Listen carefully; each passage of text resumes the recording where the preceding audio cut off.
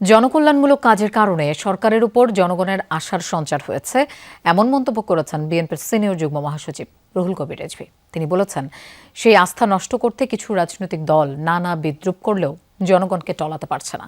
প্রধানমন্ত্রী তার বাবার পথ অনুসরণ করে দেশকে স্বয়ংসম্পূর্ণ করার চেষ্টা করছেন।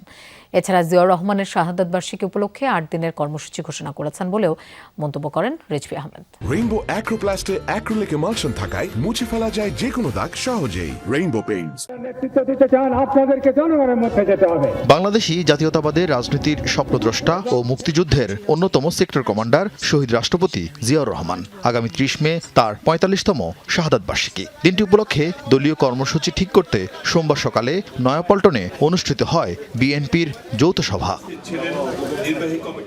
সভায় বিএনপি ও তার সহযোগী সংগঠনের নেতারা যোগ দেন।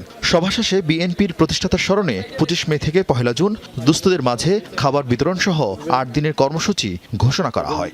৩১ মে রবিবার বেলা ২টায় বিএনপির উদ্যোগে রাজধানীর রমনাস্থ ইনস্টিটিউশনে যে দলের পক্ষ থেকে যে আলোচনা সভাটা হয় সেই আলোচনা সভাটি অনুষ্ঠিত হবে। ৩০ মে ভোর ৬টায় নয়াপল্টনস্থ কেন্দ্রীয় কার্যালয়ে দলীয় পতাকা অর্ধনমিতকরণ ও কালো পতাকা উত্তোলন করা হবে।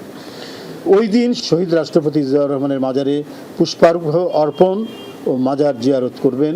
দলীয় কার্যালয়ে ব্রিফিংয়ে বলা হয়, ক্ষমতা আসার পর থেকেই সরকার প্রধানের একের পর এক কর্মসূচি বাস্তবায়ন দেখে জনমনে আস্থা তৈরি হয়েছে। পিতার পথ ধরেই তিনি আবারও এই দেশকে খাদ্যে স্বয়ংসম্পূর্ণ করার জন্য তিনি পদক্ষেপ গ্রহণ করেছেন।